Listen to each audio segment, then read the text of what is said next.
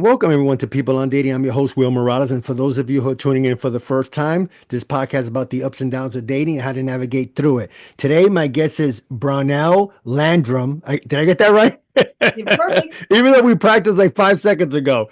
She's an author, inventor, songwriter, and explorer of metaphysical mysteries. In addition to being an author of the We Meet Again trilogy, and The End, a love story to the universe, and over a dozen books and screenplays ranging from nonfiction, Five Reasons Why Bad Things Happen, to fiction, including the duet stories and novel series, children's book. Oh my gosh, this her bio. Don't worry, guys. I'm gonna put it on the show notes. It'll take like maybe like 5 pages. This woman is a Renaissance woman, as they say, a Renaissance man. This is a Renaissance woman. Anyway, Well, Brownell, we'll get back to the whole idea of Renaissance in a minute because then you'll understand there's like that means a lot to me. That one word means a lot yeah. to me. So we Well, can talk about anyway, that. I appreciate you so much for being on People on Dating podcast. Um, Again, thank you so much. My pleasure. That'll be fun. No, definitely. So, tell us a little bit about yourself. What was your journey like to become? I mean, you're an author, inventor, songwriter, explorer metaphysical mysteries. What was that journey like to get here to today? Oh wow, it's been a trip. And I actually have a group on Facebook called Life is a Trip about reincarnation stories. So it has been definitely been a trip. Um, it's there's I've had a kind of a whole life of like learning a lot about metaphysical stuff, right? Hmm. Especially in the last 30 plus years.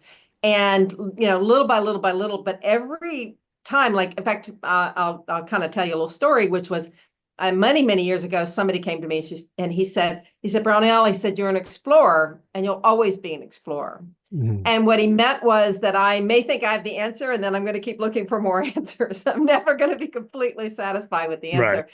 And so it's just been a really, really interesting thing. And a time period, especially in the last 18 months, because I've been living sort of a nomadic life and going from place to place.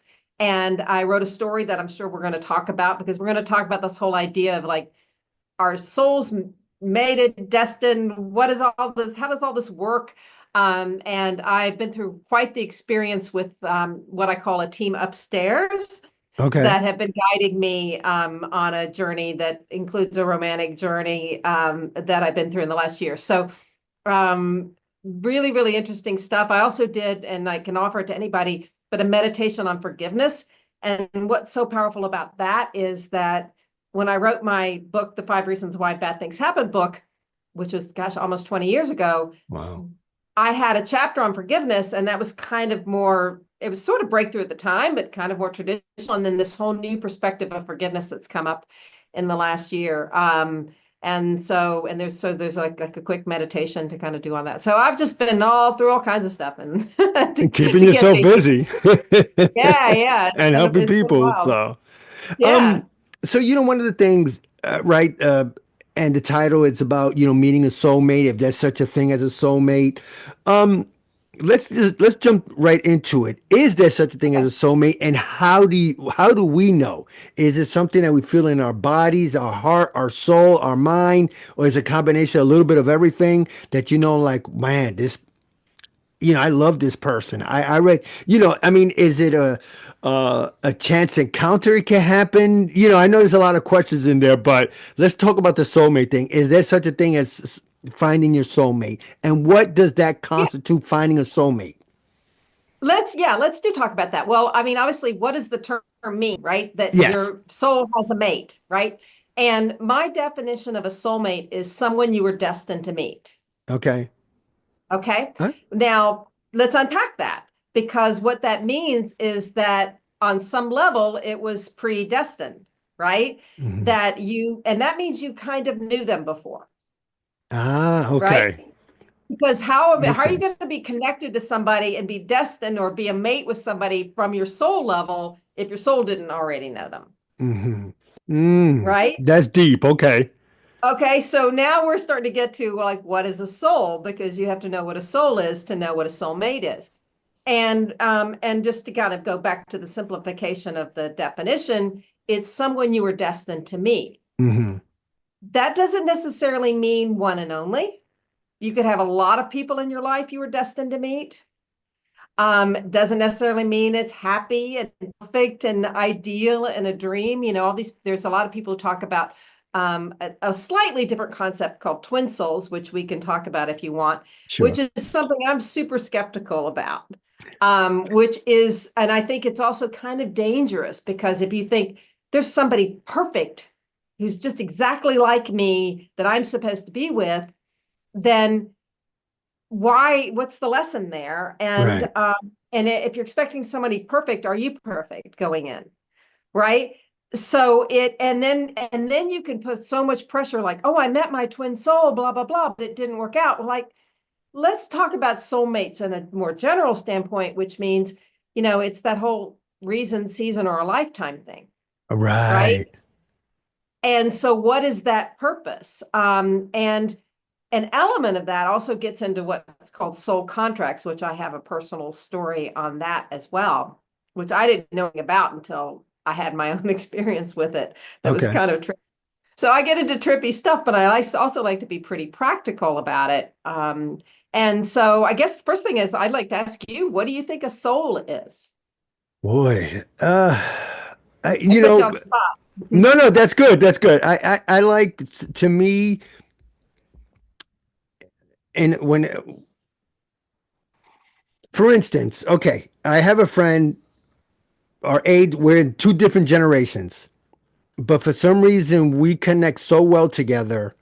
Now, it's nothing romantic because of our age difference, and that's how I am. I prefer age appropriate women. That's just me.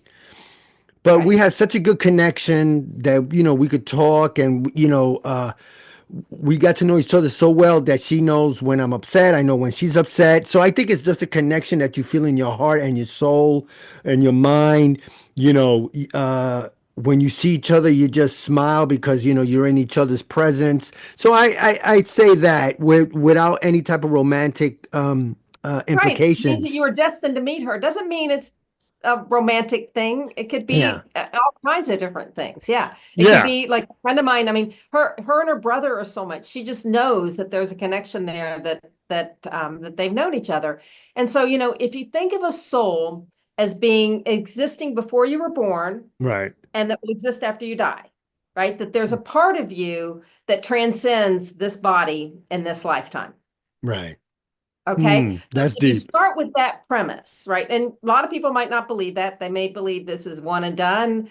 You don't even have to believe in reincarnation, although I do. And I think, and I love writing about it because it's the most fun writing because I can write characters and they meet and have a relationship this lifetime and then they can go back to previous lifetimes. And Yeah. how does the past life affect the current life and all that kind of fun stuff we can talk about if you want. But just think about just basically you have a soul, right? And so before the lifetime, the soul might make some plans about what they're going to experience, what they want to learn, what they want to do, people they may want to hang out with, that kind of thing. I like to look at it as kind of like we sketch out a roadmap.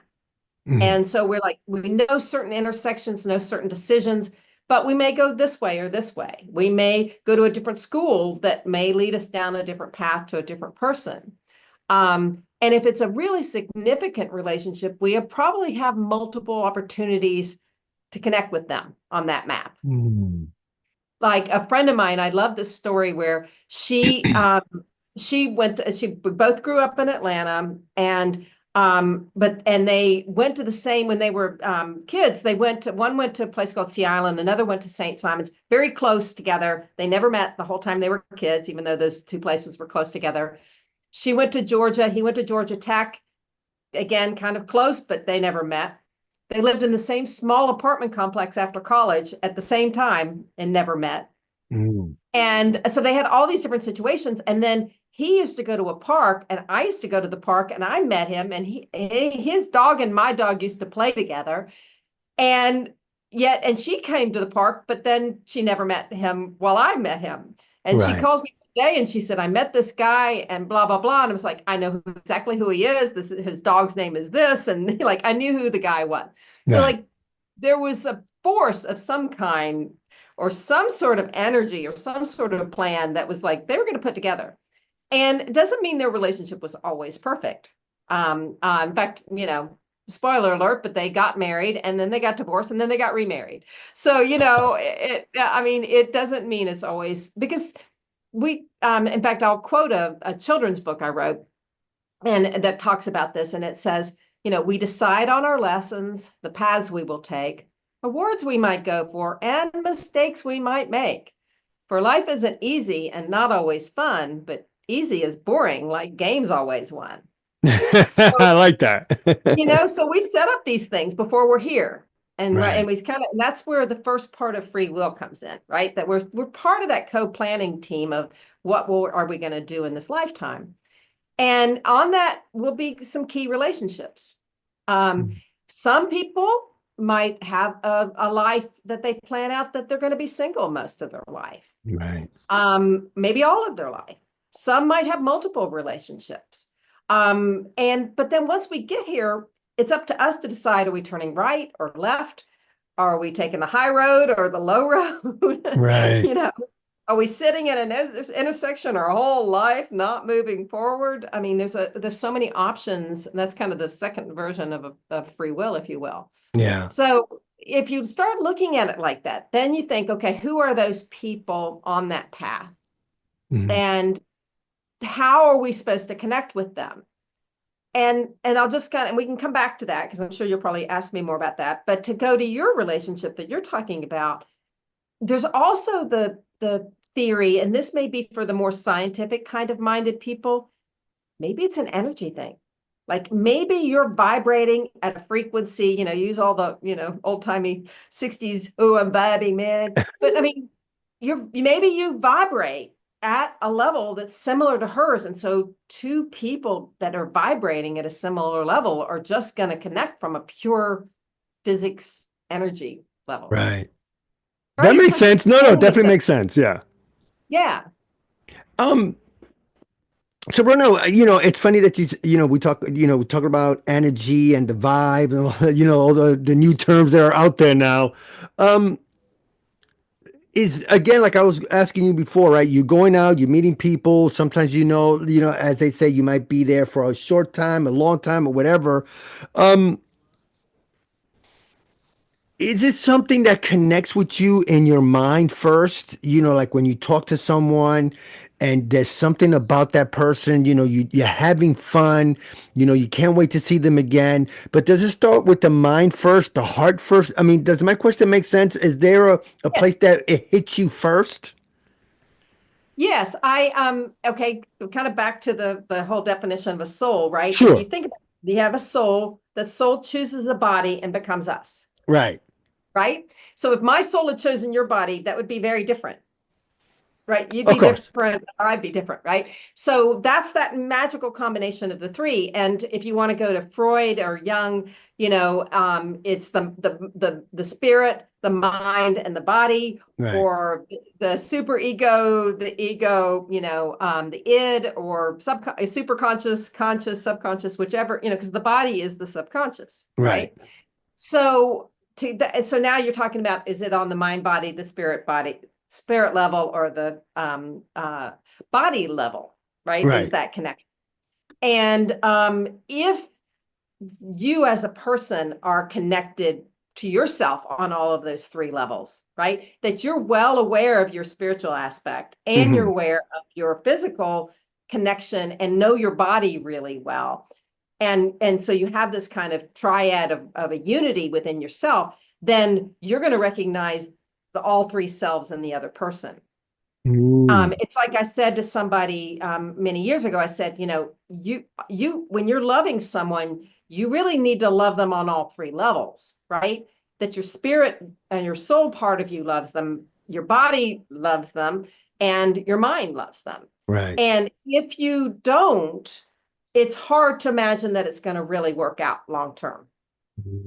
And I remember saying that to her, and she's like, I don't feel that way about my husband. Like, I don't. And they got divorced pretty soon after that. Like, she Mm. realized that they really weren't, they could connect intellectually, but they really weren't connecting on a spiritual kind of level. It was an intellectual, spiritual level. Like, I know this about spiritual stuff, and you do too. And so now we're compatible, but it wasn't really that kind of deeper thing. Right. Um, So yeah, so when you first meet somebody, if it's really a destined thing, like this is the person that you were supposed to meet them for whatever reason, again, the longevity thing Yeah. aside, a lot of times we will set up situations where we'll say, okay, I know that if you do this or say this or have this gesture or like this special thing, that's going to be my way of recognizing you. And we're going to remind each other of who we were.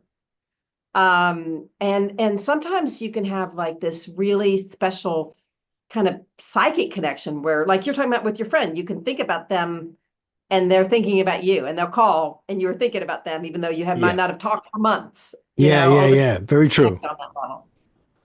I had an experience that was really profound with a man, and there was just some kind of we kept recircling back to each other every year, 2 years, something like that. And this went on for a lot of years. Right. And I remember being with him one night, and this was just like you're going to think I'm completely a freak, but that's okay. You know, I like to be transparent, but it was such a weird experience for me because I'm with him. All of a sudden, I'm getting a message from upstairs, like Mhm. really clear, like it's a phone call and I got to take this call. So Right. straight. I'm telling you, this was weird for me, and I'm pretty open to a lot of weird stuff. And it was like, and the message was, there's nothing more you can do for him. You are now released from your contract. And I'm like, Wow. what's a contract? Like, I didn't even know what that meant. And I had to go and kind of research what that meant. But there was on some soul level, we had an agreement to connect. Mhm. And this was telling me that that soul agreement was no longer, I was no longer being held to it. Right. And that he wasn't going to be the one for me, and we weren't going to evolve at the same level, right? Wow. And, Yeah. yeah, I wanted to get back to that for a second. Yeah. Like for you, when did you start noticing that you might be on a different path than, let's say, some of your friends or your family members, that you could tell when someone is in tune with you? Uh, was that at an early age as you got a little older? When did that hit you first? Like, when did you realize, hey, I have something here, which you could say it's a gift because some people don't see it, some people don't feel it, some people just don't, it goes in one ear and out the other. But it seemed like when it hit you, you knew this is something that you want to do, you want to explore a little bit more. Does my question make any sense at all? Yes, and for me, I think I was very open to a lot of things, but when I first got exposed to the whole idea of reincarnation, that had not been part of my upbringing, it had not been part of my life, and I didn't know anybody who believed in it. When I got exposed to that, that's what opened up everything for me. Okay. It made me realize that there's more going on. And then I said, well, what does that mean? It's kind of like you're asking about soulmates. Oh, wait a minute, that means you have a soul. Oh, wait a minute, what does that mean? That means I've had a soul before. Well, what are my past lives, and how does that affect who I am now? Right. And and if I meet somebody, as we said at the beginning of our talk, it's someone you've known before, right? So on some, did you know him in another lifetime? Did you know him just on the soul level?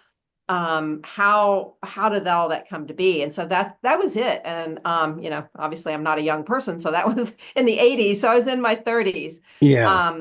time. And it was like, whoa, okay, this is opening up a whole nother world for me. So, and we're talking with Brownell Landrum, and our topic is there such a thing as a soulmate? One question, and it just hit me when you were talking. Um, is there such a thing? Again, oh, now I got my question. How do you know when we have that past life, though? Is there something that we might think of, or something that we might do that somebody says, hey, you have some sort of a mannerism that, was in the 20s or something. I'm trying to formulate the question for my audience to understand, but how do we know that we had a past life? I'll just put it plain and simple. Plain and simple. I think different people come across that revelation for themselves differently. For me, I kept having a recurring dream. Oh, And I was like, this was a very strange dream. And it was that I was craziness. But I was a teenage boy, in so I think somewhere like in Belgium, somewhere in Europe, probably a Wow. couple hundred years ago, and the entire village, all the men had gone off to war, and I was the oldest man. So I thought I was tough crap. I just thought I was so cool, and I was protecting the women and children. And I ended up getting caught and getting put in prison and dying in prison and of starvation. Wow. And I left behind a younger brother that was many years younger, that was like 8. And I think I was maybe 14. But I kept having this dream of like starvation. I thought that was affecting some of my physical stuff because I was like trying to figure out a weight problem. I was trying to learn about like who was this situation. And so I kept having this dream. And so I thought, I want to dig into it further.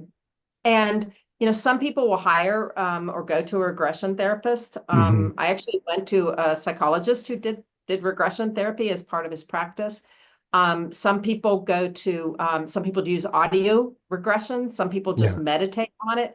Some people will feel deja vu and experience. But for me, it was this recurring dream that I kind of had to explore. And, spoiler alert, but the man I was telling you about the contract, Yeah. um, he was the younger brother What? in that Whoa. lifetime. So Whoa. all of a sudden, I'm like, wait a minute, this is all fitting together, right? That in this lifetime, I'm a number of years older as well, and about the same number of years. So I was like, I had to owe him something from that other lifetime. And in this lifetime, he deals with a lot of responsibility more than he should for his age or his life. Right. Um, and he did at that time too, right? Because he inherited all the responsibilities that I, as my arrogant little teenager, thought I was going to be saving all these people, gets caught and dies. Um, so, but some people it's deja vu. Some people it's like a strong feeling that I always knew that I just loved Germany, or I always knew that I, had this, this feeling. So a lot of people kind of come across it different ways, or maybe they'll meet somebody like you and your friend. I'm willing to bet there's a past life there. I mean, it could be a vibe thing, but I bet it's both. And Mm. if so, you could have been siblings, you could have been, married couple, you could have been, all kinds of different things. And so when you find that, then you start digging deeper, and that's where you kind of get some of the answers, I think. Wow. It's funny. I never thought about it that way. And I remember I was reading a book one time. I forgot the doctor's name. And this woman had a fear. I don't know if it was a fear of flying or it was such a fear that it was basically holding her back. And this doctor that you said, you talk about regression therapy. Is that what it's called? Yeah. Yes. So long story short, she had a few past lives, and one of them was that she kept on drowning. And the doctor finally, I guess, helped her out with it. That that fear, whatever it was of water, whatever it could be. I know I'm butchering the story, but I remember this so clearly. That part when you're talking about a past life, whatever. This young lady had kept on dreaming that she was drowning, and it was always about water. Um, and the doctor finally figured out what it was, had told her, and that fear went away because I guess it was something that he told her that this is a past life, this is what happened.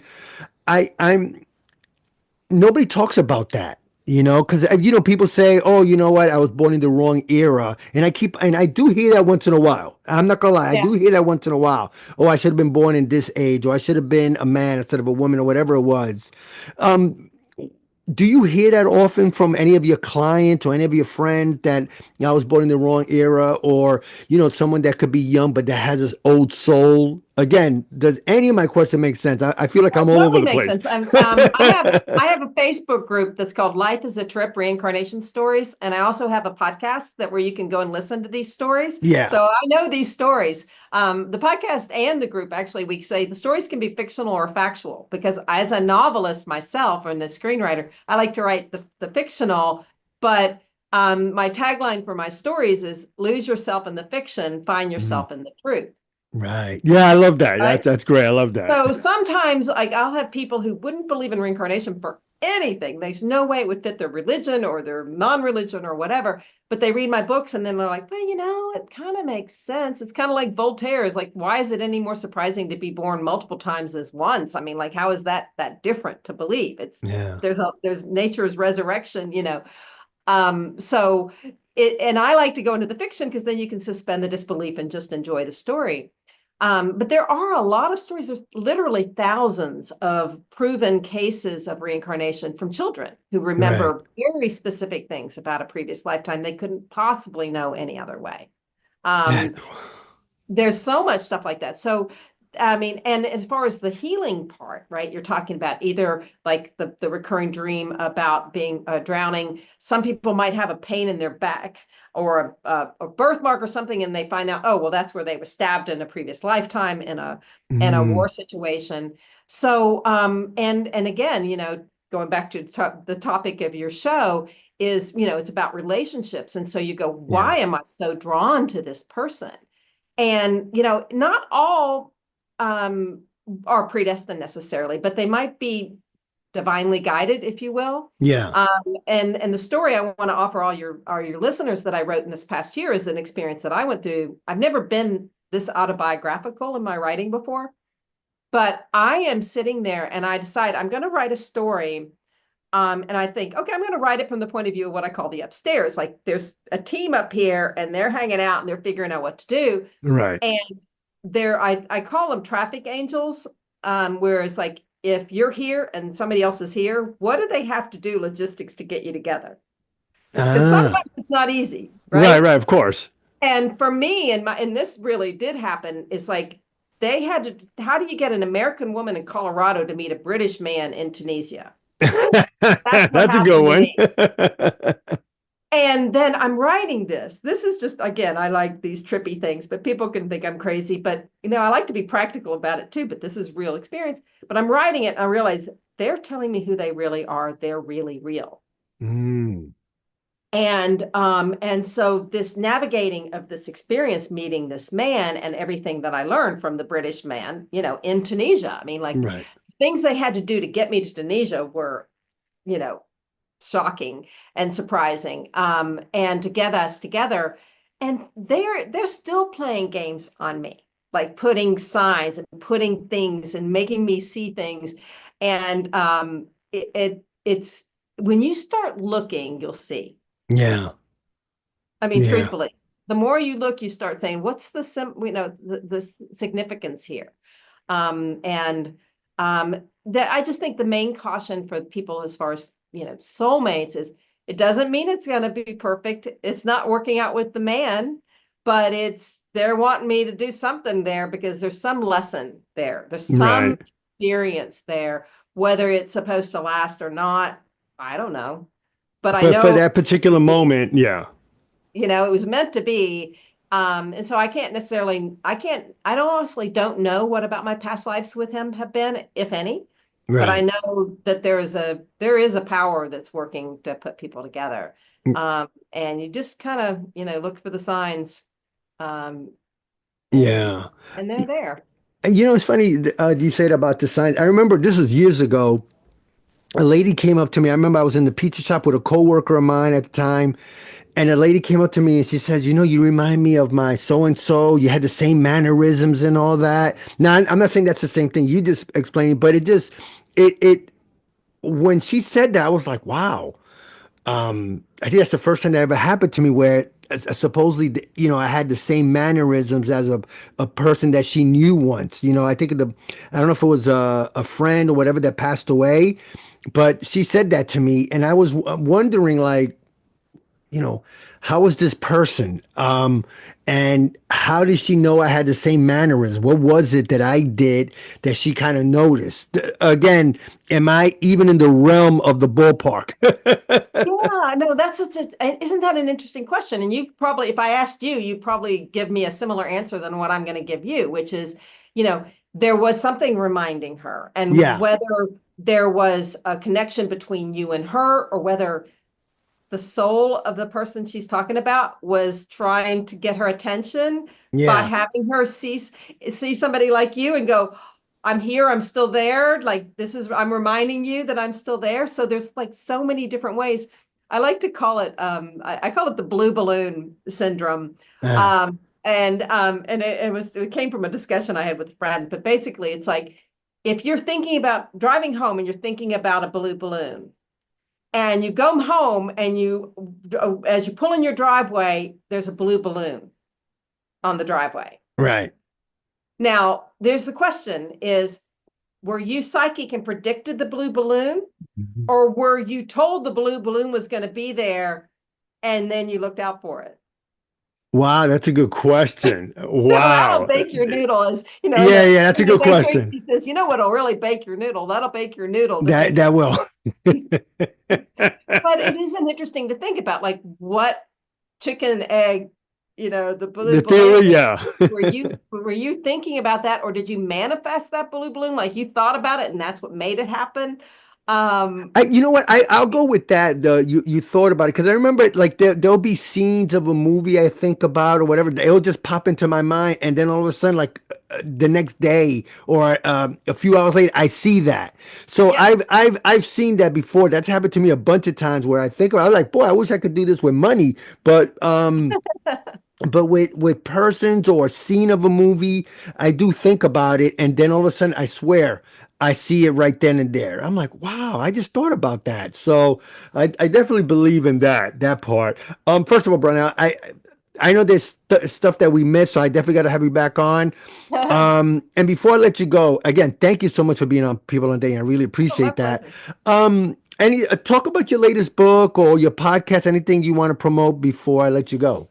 Yeah, well, first of all, the story that I was mentioning, that's semi-autobiographical, it's called The End, A Love Story to the Universe. Yeah. And I've got a part one and part two, and there's a part three in the works. Okay. And that's free to all listeners. So we're going to give Right. you a link so you can download that and read that and enjoy that. I've gotten really, really good reviews on it. So that's something I want to offer. Yeah. Also, my novels, I have a trilogy that came out a few months ago. It's called We Meet Again, and it is an epic reincarnation mystery and love story about a famous couple from history. I won't tell you who. Okay. Um, Keep who it a are mystery. reincarnated and brought back today to fulfill a prophecy that'll change the world. Wow. Okay. So it's kind of like a Da Vinci Code meets Outlander. And Gotcha. Okay. I'll tease you that in my story, but Okay. it's called We Meet Again. It's on Amazon, and it's getting also really great reviews. And I love how it's really affecting people. It's not just entertaining and fun, it's also really meaningful. So I'd love people to read those and review and give me reviews because that helps a lot. And I'm the only Brownell Landrum in the world, so it's easy to find me. You can That's Google good. me. Find me on Facebook. My Life is a Trip group on Facebook. I'd love for people to join if they're interested in these kinds of stories. And just hang out. No, no, definitely. I'll definitely put that on the show notes. Anyway, again, this was fascinating. I really found this subject really fascinating. I definitely going to have you back on. And again, Was Brown, it thank you different so much. than you expected? Oh yeah, it was definitely I guess more of a soul connection, soul searching, if that makes sense. Yeah. Because you wonder, or it's like for me personally, I'm like, okay, I had two good women in my life. Am I destined for a third, or if it's meant to be, or is my friend there for the moment until she gets married? Because I want her to get married, and she wants to get married. So we have such a good connection. We love to talk to each other. We love to hang out with each other, even though we're different generations. But I just want her to meet the right person for her. She deserves that. But that's my connection right now on this. Right now at this moment, it's with her. Um, and I remember watching a movie where the guy said, "You allowed three great women in your life." He said, "For him, it all happened when he was young." I said, "Well, maybe this is my third great woman, you know." And she happens to be a good friend of mine, and I that I would accept, until she gets married, and then I have to move on. You know what I mean? You can have so many different people in your life, and I don't believe they only get three. I mean, some people may get one, and some people may get a lot more than that. And Yeah. it doesn't mean that any were less important because they all guided you on a path that you're here to learn. No, 100%. Well, anyway, Brownell, again, I'm going to definitely have you back on sooner than later because we have much more stories to talk about. And if someone want to get in contact with you, besides Facebook, anywhere else, your website, anything you want to? I'm on Instagram. I'm getting ready to get more active on TikTok. I'm not very active yet, but Okay. I'm launching this thing called a Heroes Playbook that is going to be really fun. That's coming up too. Okay. That I'm going to hopefully do on TikTok. But just Brownell Landrum, brownelllandrum.com. Find me on mostly Facebook is where I'm more active. Yeah. I have an page there, but Yeah, I'll put that on the show notes. Yeah, yeah, definitely. Well, that again, sounds Brownell, thank you so much. I really, really appreciate it. my pleasure. Bye-bye.